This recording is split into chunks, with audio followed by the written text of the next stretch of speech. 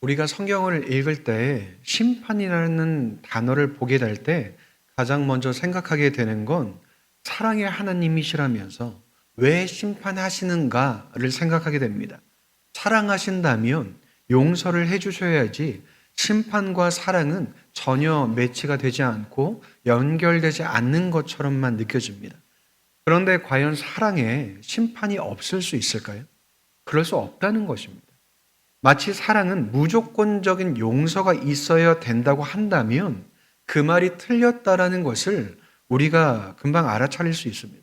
사람과 사람 사이에도 사랑하면 무조건 용서해야 된다는 말이 통하지 않는다는 사실을 우리는 알고 있다는 거죠. 그런데 왜 우리는 잘못된 것임을 알매도 불구하고 하나님께서는 무조건 용서를 해주셔야 하고 그것이 사랑이라고 우리는 생각하게 되는 것일까요?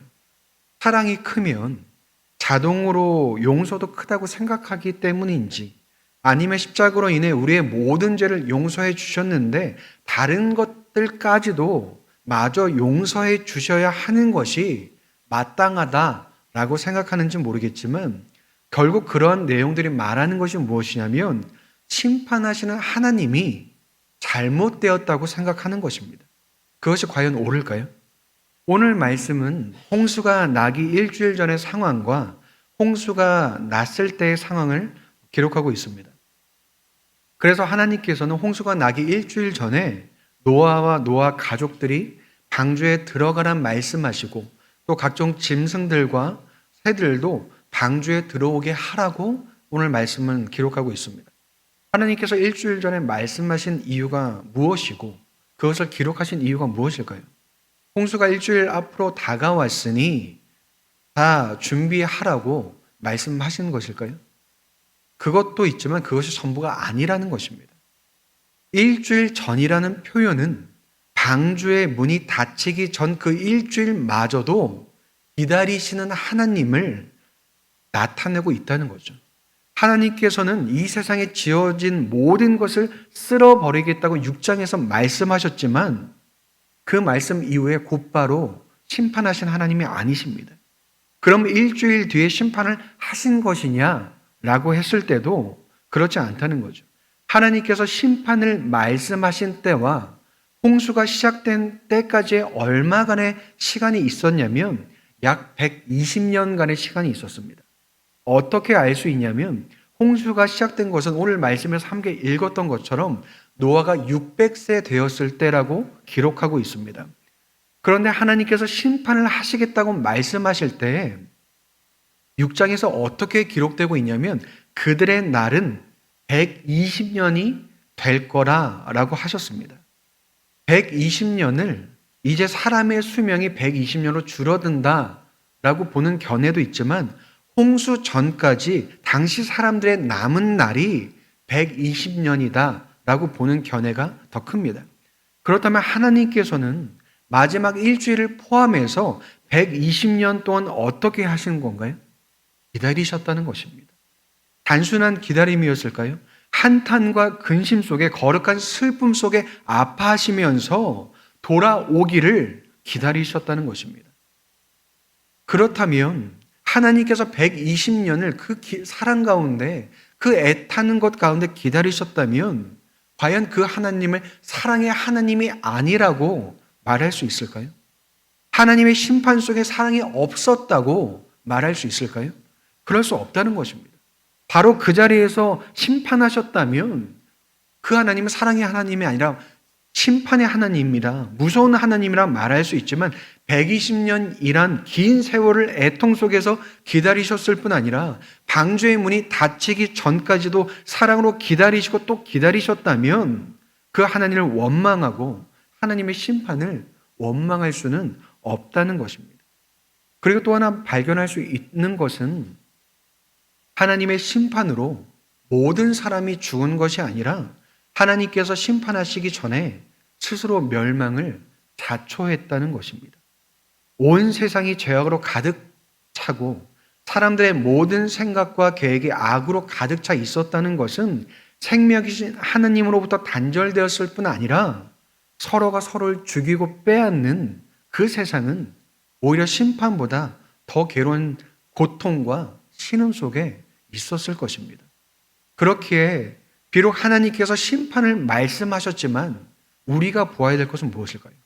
홍수가 아니라 방주를 보아야 하고 심판이 아니라 구원을 보아야 한다는 것입니다. 지으신 모든 것을 쓸어버리시는 것이 아니라 오히려 다시 살게 하시고 새롭게 살게 하시는 그 하나님을 우리가 봐야 된다는 거죠. 그렇다면 이 심판 속에서 누구는 구해주고 누구는 구해주지 않는 선택적인 하나님은 아니신가? 라고 또 그렇게 질문할 수 있을까요? 그럴 수 없다는 것입니다. 왜인가요? 동일하게 120년이라는 시간이 존재하기 때문에 그렇습니다. 지금으로 바꾸어 말하면 우리의 일생 동안 하나님께서는 우리가 돌아오길 기다리시며 하나님 안에서 다시 살아가고 새롭게 살기를 기다리고 계신다는 것입니다. 그래서 베드로후서 3장 9절에 뭐라고 말할까요?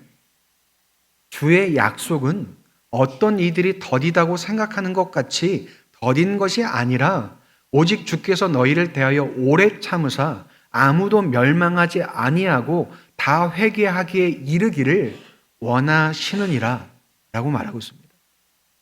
그러면 하나님께 돌아오면 다시 사는 인생처럼 새로운 인생처럼 살 수 있을까요? 믿기 전이나 믿은 후나 별다른 것도 없고 차이도 없어 보이는데 하나님께 돌아오면 다시 살 수 있고 새롭게 살 수 있다는 그 말을 어떻게 믿을 수 있을까요? 여러분 혹시 학창 시절에 다들 공부 잘하셨습니까? 반에서 다 1등, 2등 하시고 정교회에서 이렇게 뽑을 만큼 공부 잘하셨나요? 조용하시네요. 네. 잘하시는 분도 계시고 그렇지 않은 분도 계셨을 거라 생각합니다. 근데 학생이라는 것은 실력을 따라 정해지는 것이 아니라 신분을 따라 정해집니다. 내가 중학생이든 고등학생이든 학생이라면 공부 잘하는 것과 상관없이 학교를 늦게 가거나 빨리 가는 것과 상관없이 사고를 치든 안 치든 상관없이 학생은 학생이라는 것입니다.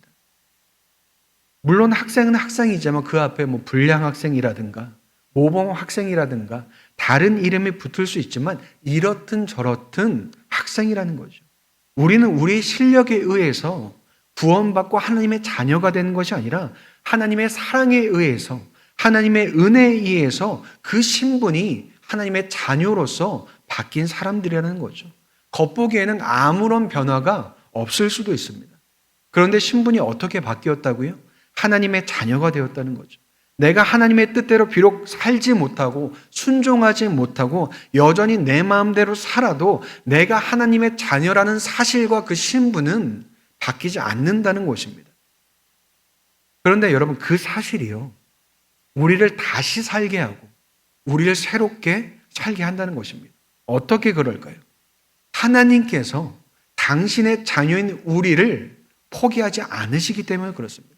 여전히 못났고 부족하지만 하나님께서 그런 우리를 버리시지도 홀로 두시지도 않기 때문에 우리는 변화할 수 있다는 거죠.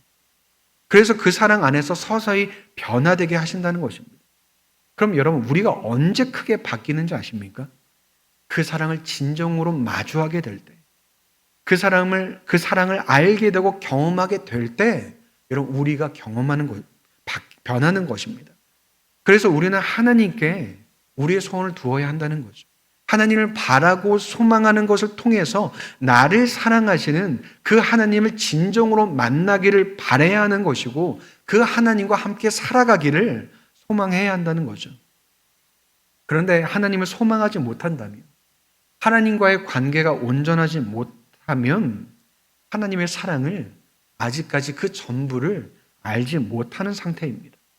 물론 그럼에도 불구하고 하나님께서 나와 함께 하실 뿐 아니라 나를 애타게 기다리신다는 사실을 우리가 알아야 한다는 거죠. 어떻게 기다리실까요? 바로 오늘 방주의 문이 닫히기 전까지도 기다리시는 그 하나님이 바로 나를 기다리신다는 것입니다.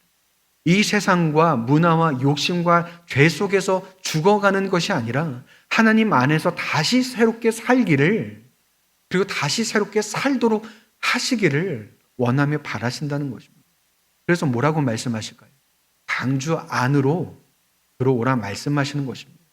거친 바다와 같은 세상에 휩쓸려 살아가는 것이 아니라 하나님 안에 안전히 거하며 살아가라 말씀하신다는 거죠. 그렇다면 여러분은 지금 방주 안에 계십니까? 방주 밖에 계십니까? 홍수가 나기 전까지는 방주 밖에 있다가 빗방울이 떨어지기 시작하면 그때부터 하나님을 찾고 하나님께 문 열어달라고 여러분 하는 것은 아닙니까? 아니면 이런 모습이 계속해서 반복되어지는 것은 아닙니까? 방주 안에 들어간다는 것은 세상의 어려움과 힘듦을 피하는 임시 대피소와 같은 곳에 들어가는 것을 의미하는 것이 아니라 구원의 하나님과 함께하는 것을 이야기합니다. 그렇다면 어느 때는 가깝고 어느 때는 멀어지는 것이 아니라 언제나 하나님께 붙어 있는 것을 말한다는 거죠. 그렇다면 다시 질문을 드린다면 내 하루는 하나님께 붙어 있습니까? 그렇지 않습니까? 그리고 하나님께 붙어 있는 하루는 과연 어떤 모습이어야 될까요? 오늘 5절을 보면 노아가 하나님께서 명하신 대로 다 준행하였다라고 말하고 있습니다. 그렇다면 하나님께서 노아에게 무엇을 하라고 명령하셨나요? 노아와 가족들이 방주에 타고 짐승들과 새들을 짝을 맞추어 태우라고 하신 것에 지켜 행했다는 것입니다. 그리고 5장 마지막 절에도 노아가 하나님께서 명하신 대로 준행하였다고 기록하고 있는데 그때는 어떤 것을 준행했을까요?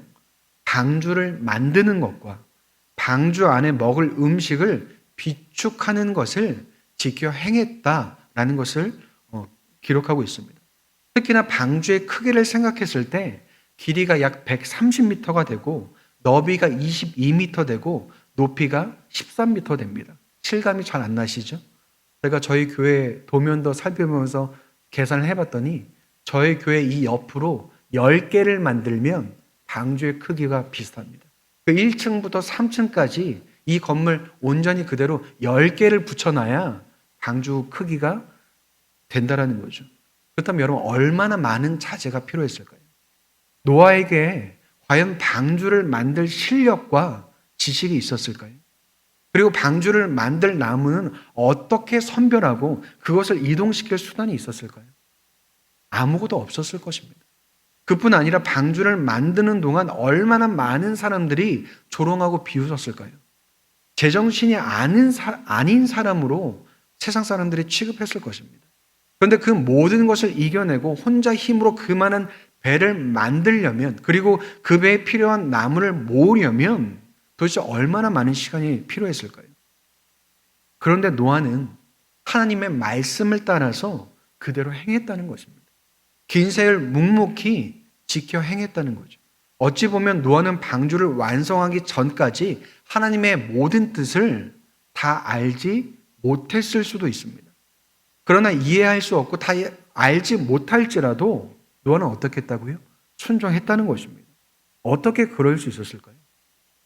그 이유는 노아의 순종이 이해 위에 있던 것이 아니라 관계와 신뢰 위에 있었기 때문이라는 거죠. 이해해서 순종한 것이 아니라 하나님과의 관계 안에서 하나님을 신뢰함으로 순종했다는 것입니다. 그래서 여러분, 이해보다 중요한 것은 관계입니다. 하나님과 내가 어떠한 관계를 설정하고 있으며 그 관계가 얼마나 친밀한지에 따라서 여러분 우리의 순종이 결정되어진다는 거죠. 덮어놓고 무조건 따르는 것이 아니라 하나님을 알고 하나님과의 관계를 아는 정도에 따라 순종도 연결되어진다는 거죠. 여러분, 우리가 어떤 일을 하거나 선택할 때 합리적인 이유와 이해를 따라서 결정하기도 하지만 나와 절친한 사람이 혹은 믿을 만한 사람이 말한 것을 따라서 여러분 우리는 결정합니다. 그래서 물건을 하나 사도 친한 사람이 저기 물건 괜찮다 그러면 그 가게 가서 사죠. 그리고 큰 돈을 투자하는 것도 믿을 만한 사람이 괜찮다고 하면 투자를 결정하게 된다는 것입니다.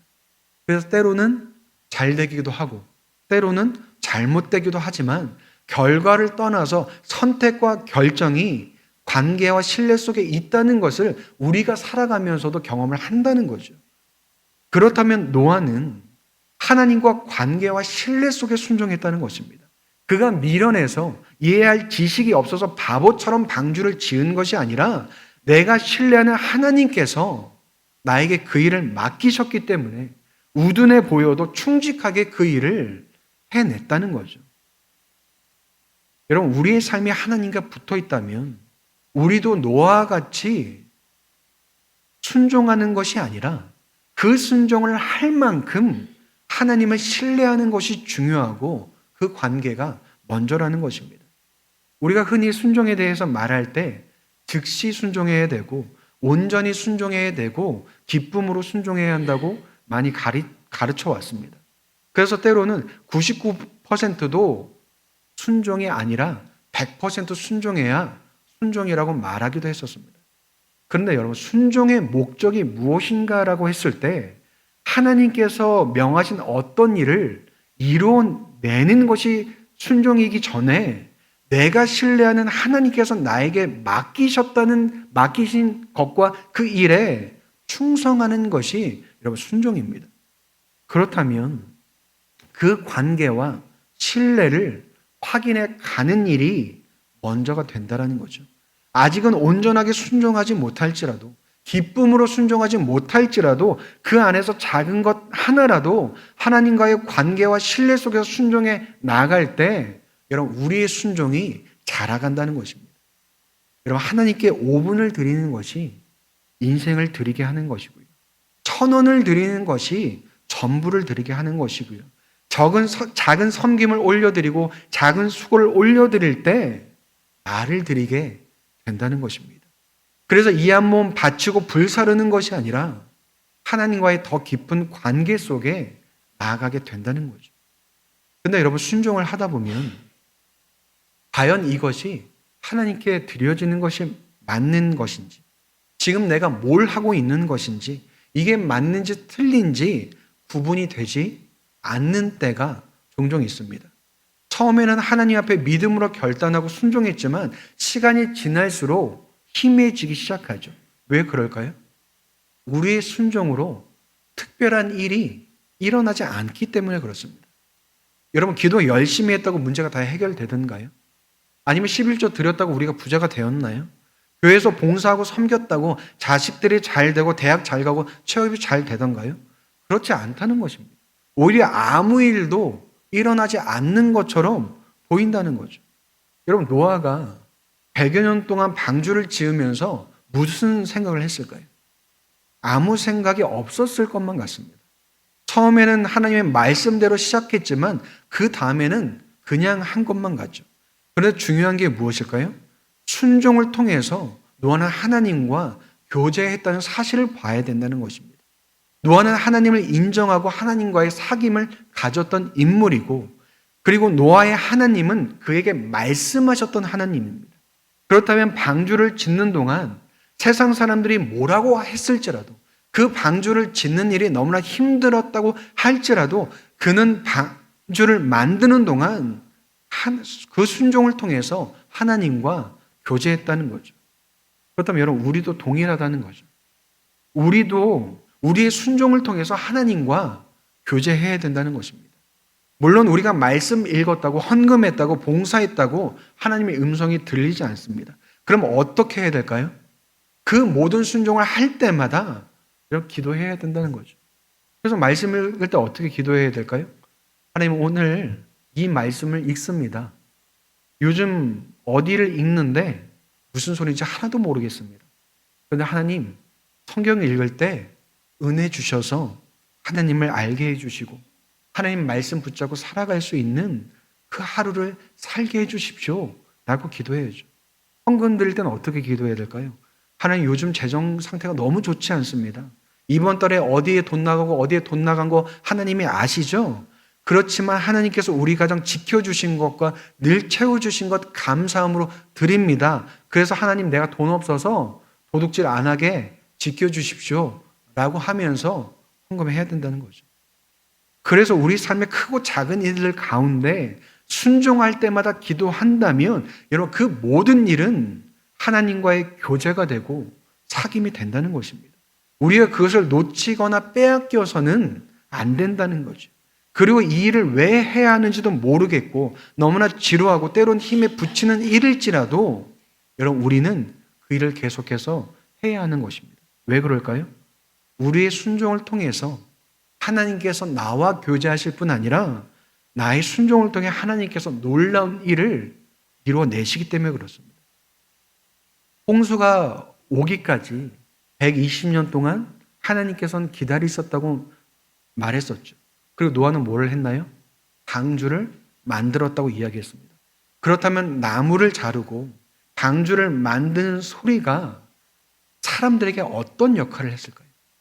자명종처럼 하나님께 돌아오라는 음성이 되었을 것이고 알람이 되었을 것입니다. 물론 세상 사람들은 반응하지 않았지만 하나님께서는 노아를 통해서 구원을 이루어 가실 뿐 아니라 하나님의 뜻을 이루는데 사용하셨다는 거죠. 그렇다면 하나님 안에서 늘 해오던 것 혹은 너무나 지겨운 것, 왜 해야 하는지 몰라서 이제는 그만해야 하나, 더 해야 하나, 그러한 것들을 통해서 하나님께서는 자신의 뜻을 이루어 가신다는 것입니다. 나의 순종이 어떻게 쓰이는지는 모를지라도 하나님께서는 그것을 사용하셔서 하나님의 큰 일을 이루어 가신다는 것을 여러분 우리가 믿음으로 바라보고 그 순종을 통해서 나를 만들어 가심을 보아야 한다는 거죠. 여러분 하나님께서는 우리를 수단으로 사용하지 않으십니다. 방주가 필요했다면 말씀으로 온 세상을 지으신 하나님께서 방주가 있으라 라고 말씀하셨으면 충분했을 것입니다. 그런데 그렇게 하지 않으시는 이유는 하나님께서 그것을 못하셔서가 아니라 노아와 함께 동역하시고 그를 하나님의 사람으로 만들어 가시기 위함이었다는 거죠. 그래서 히브리서 11장 7절에 뭐라고 기록하고 있나요? 믿음으로 노아는 아직 보이지 않는 일에 경고하심을 받아 경외함으로 방주를 준비하여 그 집을 구원하였으니 이로 말미암아 세상을 정죄하고 믿음을 따르는 의의 상속자가 되었느니라 라고 말씀하고 있습니다. 한 번으로 혹은 몇 번으로 우리를 만들어 가시는 것이 아니라 순종을 통해 하나님과의 계속되는 시간을 통해서 하나님과 관계를 맺은 사람이 되게 하시고 의의 상속자가 되게 하신다는 거죠. 여러분 하나님의 놀라운 신비한 능력이 여기에 있습니다. 하나님께서는 결코 우리를 구원해 주신 데서 끝내지 않으신다는 거죠. 우리를 자녀 삼으신 하나님께서 우리가 합당한 하나님의 자녀가 되도록 영광스러운 존재로 하나님의 동역자로 이 땅에서 살아가도록 하신다는 거죠. 그래서 하나님의 자녀다운 삶을 살아내게 하시고 하나님의 일하심을 바로 나를 통해서 내 인생을 통해서 이 세상 가운데 보여주신다는 것입니다. 그렇다면 여러분 우리는 절대 별거 아닌 존재가 될 수도 없고 별거 아닌 인생도 될 수 없다는 것입니다. 왜 그럴까요? 나 때문이 아니라 하나님 때문에 그렇다는 것입니다. 그래서 하나님께서 그 노아를 어디에 태우시나요? 방주에 타게 하시죠. 방주에 타고 나서 하늘이 열리고 샘들이 열려 40주야 동안 비가 내렸다고 성경이 기록하고 있습니다. 그리고 그 비가 150일 동안 땅을 뒤덮고 있었다고 말하고 있습니다. 그렇다면 6개월이 넘는 동안 이 땅에 비가 내리고 물이 가득했다는 것입니다. 그런데 노아가 탄 방주가 여러분 배가 아니라는 것을 알고 계십니까? 한자로는 방주라는 단어가 네모방, 배주자를 쓰지만 배보다는 상자에 가까운 것이 바로 방주입니다. 그래서 여러분 방주가 왜 배가 아니냐면 방주에는 스스로 움직일 수 있는 동력이 없고 방향을 조정할 수 있는 키가 없고 정박해 놓을 수 있는 닷이 없다는 것입니다. 그래서 방주는 어디서 흘러와서 어디로 흘러가는지 알 수 없을 뿐 아니라 가는 것도 멈춰 서는 것도 할 수 없다는 거죠. 그런데 그 방주를 누가 책임지시나요? 하나님께서 책임지신다는 거죠. 하나님께서 이끄시고 인도하신다는 것입니다. 사람의 노력과 애씀이 아니라 하나님의 주권과 능력이 방주를 붙잡고 계시다는 거죠. 그래서 여러분 방주와 가장 비슷한 게 무엇일까요? 바로 우리의 삶이 방주와 가장 비슷합니다. 우리의 삶은 어디로 흘러가는지 알 수 없고 내가 원하는 대로 가고자 해도 갈 수 없고 지금 이 자리에 조금 더 머무르고 싶어도 머무를 수 없다라는 것이죠. 그래서 불합리하고 불공평해 보이는 것이 사실입니다. 그런데 그 삶을 누가 책임지시고 누가 이끄신다고요? 하나님께서 하신다는 것입니다. 그 모든 시간과 사건과 상황과 환경을 통해서 하나님께서 일하실 뿐 아니라 나를 만들어 가신다는 거죠. 여러분, 하나님은 나보다 크십니다. 왜 우주보다 크신 하나님을 나보다 크다고 말할까요? 왜냐하면 우리가 우주보다 크신 하나님을 나보다 작게 여기기 때문에 그렇습니다. 근데 나보다 크신 하나님께서 나를 만들어 가실 때 나의 연약함도 나의 실패도 나의 부끄러움도 아실 뿐 아니라 그것을 사용하신다는 사실을 여러분 우리는 알아야 된다는 거죠. 이게 무슨 말이냐면 하나님의 크심이 결코 나의 작음 때문에 방해받지 않는다는 것입니다. 하나님께서 목적하신 바와 이루고자 하시는 뜻이 나 때문에 성취되지 못하는 일은 없다는 것입니다. 그런데 그 하나님께서 나를 만들어 가시며 나와 함께 동역하길 원하신다면 여러분 우리는 어떻게 해야 될까요? 여전히 스스로 못난 것은 알지만 못난 것에 집중해서 못난 채로 살아가기로 이 삶을 포기하는 것이 아니라 여전히 못났어도 그런 나를 만들어 가시며 일하시며 역사하시는 하나님을 봄으로써 열심은 못 낼지라도 포기하지 않고 하나님의 자녀로 살아가야 하는 것입니다. 그래서 그것이 어떤 위대한 결심이나 결단으로 이어지는 것이 아니라 하나님께서 내 삶을 통해 일하신다는 것을 깨닫고 하나님의 크심을 알고 그 사랑을 누리며 경험하며 살아가야 한다는 거죠. 여러분, 하나님께서는 우리를 초능력을 가진 사람처럼 혹은 유명한 사람으로 혹은 돈 많은 사람으로 만드시진 않겠지만 지금 내가 살아가는 현실과 처지에도 불구하고 나를 통해 하나님을 드러내시고 하나님의 일하심을 나타내는 하나님의 자녀이자 동역자로 우리를 사용하시고 우리를 세우실 것입니다. 그렇다면 여러분 결국 누가 하시나요? 하나님이 하십니다. 그럼 우리는 스스로 잘난 체 할 필요도 없고 혹은 못난 체 할 필요도 없다는 것입니다. 그렇다면 방주 앞에서 왔다 갔다 하지 말고 또 비 올 때만 찾아가는 것이 아니라 내가 이미 하나님의 방주 안에 있음을 인정하는 우리가 되었으면 좋겠습니다. 방주 안에 산다는 것은 하나님의 크신 뜻 가운데 나를 만들어 가시며 나를 통해 일하시는 하나님을 신뢰할 뿐 아니라 그 하나님을 만나고 누리는 것입니다. 방주 안에 있음을 알게 하시며 부르시는 하나님으로 인해 이 흔들리는 세상 속에서 포기하지 않을 뿐 아니라 하나님으로 인해서 여유가 있고 평안이 있고 소망이 있고 기쁨이 있음이 드러나는 저와 여러분이 되시기를, 그런 우리 삶이 되시기를 주님의 이름으로 축원드립니다.